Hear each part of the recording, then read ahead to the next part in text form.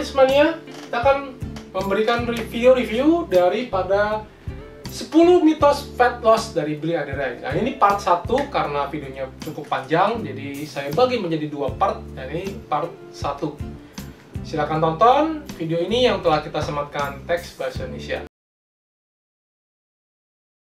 Teman-teman ya, mitos pertama paling sering ya, minum air dingin bisa bikin berlemak. Nah, teman-teman paham ya? Kalau sering kita lihat, apa yang membuat kita berlemak, teman-teman sekalian? Kalau kita berbicara hormon yang paling berperan dalam metabolisme di tubuh kita adalah insulin, karena insulin hubungannya dengan storage. Kehadiran insulin disebabkan karena apa, teman-teman? Disebabkan karena gula, karbohidrat. Nah, ketika kita minum air, apakah dingin maupun panas, kira-kira respon terhadap insulinnya tinggi atau rendah atau tidak ada? Jawabannya tidak ada. Jadi oleh sebab itu makanya kenapa tidak memungkinkan kita minum air dingin menjadi berlemak, atau minum air panas menjadi langsing atau juga berlemak. Ya, paham yang ngerti ya di situ. Jadi alasannya adalah karena tidak men-trigger respon insulin sehingga tidak terjadi yang namanya proses penyimpanan lemak itu sendiri, kecuali kalau airnya di apa? Dimasukkan gula. Paham ya? Oke, yang kedua, wanita takut atau tidak mau berotot. Yang sering saya katakan apa? Otot juga tidak mau sama kita. Nah, intinya kenapa tidak mau berotot hanya lebih kepada karena asosiasi yang salah. Terutama kalau kita berbicara yang namanya bodybuilder sometimes give bodybuilding a bad name. Sehingga jadi akhirnya orang badannya gede, jadi seolah-olah ada nuansa intimidatif, apalagi wanita ya, seolah-olah feminim side-nya itu seolah-olah diambil karena berotot. Tapi pada sesungguhnya otot fungsinya adalah apa, teman-teman sekalian? Otot fungsinya adalah, kalau kita berbicara ada yang namanya cairan, lalu ada yang namanya organ, lalu ada namanya tulang, ada yang namanya otot, dan ada namanya lemak. Siapa mereka ini semua, teman-teman sekalian? 5 pemegang saham di dalam tubuh kita. Nah, otot kuat dikencangkan, maka yang terangsang kekuatannya tulang. Ketika kita mengencangkan otot kita, yang terangsang kekuatannya tulang. Otot paling banyak adanya di kaki dan di punggung. Rajin dilakukan aktivitas gerakan, otomatis geraknya akan normal kalau tulangnya kuat. Kebalikannya, tulangnya akan menjadi lemah kalau apa, teman-teman sekalian? Kalau ototnya tidak dilatih. Nah, pada saat itu akhirnya lemaknya meningkat, dan ketika lemaknya meningkat, apa yang terjadi? Organ tubuhnya kerjanya menjadi lebih berat, menjadi lebih besar. Jadi alasannya kembali lagi, bukan hanya wanita, pria, tua, muda, semua membutuhkan otot yang kencang untuk supaya tulangnya kuat, sehingga kita mampu bergerak, beraktivitas. Dan pada saat itu kadar lemak kita rendah, otomatis menjadi cerminan daripada fungsi organ tubuh kita berjalan dengan optimal. Maksudnya itu ya. Ketiga, katanya kalau mau kurus tinggal kalori defisit aja. Katanya membuat gemuk, katanya kelebihan kalori in, kekurangan kalori out. Tapi sesungguhnya tidak sesederhana itu. Kenapa tidak sesederhana itu, teman-teman sekalian? Karena jawabannya ada faktor apa, teman-teman? Ada faktor yang namanya faktor hormonal yang berhubungan dengan respon tubuh. Jadi, kalau kita berbicara hanya sekedar kalori masuk lalu kita kurangin, waktu kita mengurangi kalori, pada saat itu badan terlalu cerdas untuk dibohongi, maka dia akan apa? Akan memperlambat proses metabolisme kita. Ketika memperlambat proses metabolisme kita terjadi kenapa? Karena badannya bilang, saya tidak dikasih makan. Jadi pada saat itu dia akan memperlambat prosesnya.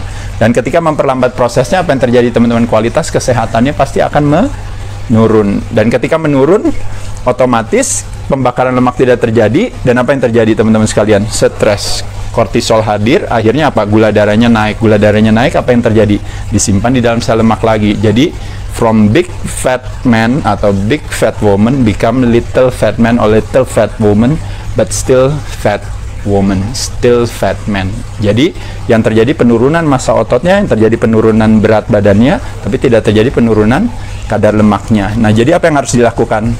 Alasannya maksudnya apa? Kalau teman-teman tahu kenapa bukan hubungannya kalori in kalori out. Kalau kita makan 300 kalori, misalnya kita ambil dari mie instan misalnya, bukan berarti nggak boleh ya, boleh ya, saya juga suka ya, tapi ini contoh aja ya, 300 kalori dari mie instan. Tapi ada juga 300 kalorinya satu lagi dari ikan atau dari daging atau dari ayam. Sama-sama dari sapi ya misalnya. Sama-sama kalorinya jumlahnya 300. Tapi apa yang terjadi teman-teman sekalian? Respon tubuh kalau seandainya karbo yang masuk, berarti potensi untuk disimpan ke dalam sel lemak menjadi lebih tinggi atau tidak? Menjadi lebih tinggi. Tapi kalau seandainya yang dimasukin adalah protein dan lemak, dengan kalorinya bahkan bisa lebih dari 300. Potensinya untuk disimpan di dalam sel lemak lebih tinggi apa enggak? Jawabannya tidak. Makanya ini alasannya, makanya kenapa kalau mau kurus adalah bukan dengan cara berharap kita punya willpower yang gede, motivasi yang besar, tapi cukup dengan punya kecerdasan untuk menciptakan satu suasana di badan sehingga badan kita secara hormonal itu mendukung kita untuk bisa punya badan yang sehat. Ya, badan yang bagus. Bukan kebalikannya dengan memaksa. Maka ingat sekali lagi yang saya katakan, sering apa yang terjadi 95% orang berdiet gagal karena apa? Karena ada sebuah pengorbanan. Pengorbanan artinya apa? Perlawanan hati. Perlawanan hati artinya apa? Jauh dari sehat. Sehat adalah pertemanan hati. Fondasi daripada kesehatan adalah apa? Pemahaman, bukannya apa? Pengorbanan atau ketakutan atau kecemasan. Puasa bikin otot turun? Jawabannya tidak. Bikin otot naik? Jawabannya juga sebenarnya yang nggak optimal juga, tapi paling tidak membuat otot turun. Kenapa? Karena badan cerdas. Ketika kita tidak makan, pada saat itu badan akan menggunakan apa? Menggunakan lemak nomor satu sebagai sumber tenaga. Badan nggak mau pakai otot sebagai sumber tenaga. Kenapa? Karena kembali lagi, pada saat kita berpuasa, badan terutama dalam waktu yang kurang lebih sekitar 12 sampai 16 atau sampai 18 jam ya, ini yang paling ideal kalau menurut saya ya. Mungkin maksimal bisa sampai 22 jam, oke ya. Terjadi yang namanya gluconeogenesis, itu hanya akan terjadi justru dari lemak, bukan dari otot ya. Jadi kenapa bukan dari otot? Karena pada saat puasa badan justru akan mencoba men-sparing muscle, menahan ototnya supaya tetap dijaga. Dengan cara apa? Dengan cara memproduksi yang namanya secara alami, yang namanya hormon pertumbuhan itu sendiri atau human growth hormone justru malah meningkat pada saat kita berpuasa ya. Sehat itu rajin makan obat. Nah, ini yang paling sering ya teman-teman. Ini sebenarnya lebih kepada kayak mentalitas kita. Kita selalu beranggapan adalah bahwa di luar sana ada barang atau ada sesuatu, ada satu teknologi atau ada orang lain atau siapapun yang nanti akan menyelamatkan kita sebagai, kalau istilahnya dalam bahasanya kita itu sebagai penyelamat kita gitu. Tapi yang teman-teman tidak sadari sekali lagi adalah kalau kita berbicara yang namanya assurance atau yang namanya asuransi atau yang namanya jaminan, di satu sisi kita bersyukur ya teman-teman ya, mendapatkan jaminan secara komersial, secara sosial daripada sesama kita ya. Tapi yang paling utama adalah jaminan harus datang dari diri sendiri. Is a personal insurance, yaitu adalah dari apa? Yaitu adalah dari yang namanya ulah perilaku kita. Perilaku. Karena ini juga berhubungan dengan berbagai penyakit, hampir 90% lebih disebabkan karena ulah perilaku kita. Bahkan ulah perilaku kita juga lah yang mensyaratkan akhirnya penyakit infeksi bisa dikatakan berbahaya atau tidak berbahaya. Karena ulah perilaku kita. Makanya kenapa ada istilah terminologi pre-existing kondisi, komorbiditas dan sebagainya, itu hanya lebih kepada karena teman-teman sekalian menjadi tuan rumah yang baik atau yang buruk bagi sebuah kesakitan. Ya.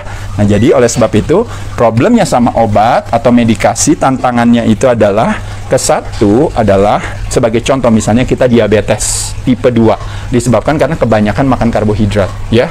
Nah, pada saat kebanyakan makan karbohidrat otomatis insulin kita meningkat. Karena apa? Karena pankreas kita otomatis harus merilis insulin tersebut untuk menurunkan gula darah di badan kita.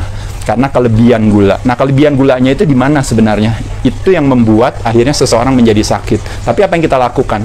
Kita tetap mempertahankan makan gulanya yang banyak.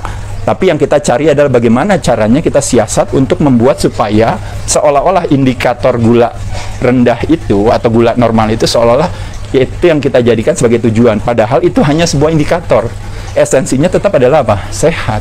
Nah, tapi dengan mengkonsumsikan misalnya insulin, mungkin obat-obat tambahan, mungkin metformin dan sebagainya, di satu sisi secara urgensi boleh dilakukan. Tapi kalau dijadikan sebagai lifestyle terus-menerus, teman-teman bisa bayangin ya ibaratnya, justru dengan kita mengkonsumsikan itu akhirnya membuat tubuh menjadi kerjanya menjadi lebih berat lagi. Kenapa? Karena gulanya semuanya tambah lama tambah masuk. Dan pada saat itulah tercipta yang namanya toxicity tadi. Makanya kenapa terjadi yang namanya blindness, amputasi, gagal ginjal, sampai penyakit-penyakit yang berhubungan dengan syaraf ya. Akhirnya nanti bisa disebut dengan yang namanya diabetes tipe 3. Itu disebabkan karena apa? Karena terakhirnya nanti otomatis gula darahnya itu semakin meningkat lagi gitu. Tapi kembali lagi itu disebabkan karena apa? Karena konsumsi karbohidrat yang berlebihan. Nanti yang kita salahkan, oh ya pankreasnya kerjanya nggak optimal, jadi cari obat buat pankreas. Oh karena yang masalahnya misalnya tadi gulanya ketinggian, cari obat buat menurunkan gula darah. Tapi pada saat itu akhirnya apa yang terjadi teman-teman sekalian? Yang terjadi akhirnya badannya justru kerjanya menjadi lebih berat. Makanya kenapa terjadi yang namanya obesitas, hal itu terjadi ya. Karena dengan konsumsi obat-obatan, kualitas kesehatannya bukan meningkat, tapi kualitas kesehatannya justru makin hari makin menurun. Karena kita harus hidup dengan konsekuensi daripada dampak sampingnya. Jadi yang di-take care oleh obat sesungguhnya adalah bagaimana men-take care yang namanya simptom atau gejala, tapi dia tidak men-take care akar permasalahannya. Ya, jadi sekali lagi teman-teman sekalian, jadi kalau yang namanya diabetes tipe 2 itu is a dietary disease. Jadi berarti kesimpulannya dietnya yang harus dirubah, bukan lari ke obat. Semoga bermanfaat. Setujukah Anda bahwa sehat adalah pilihan hidup?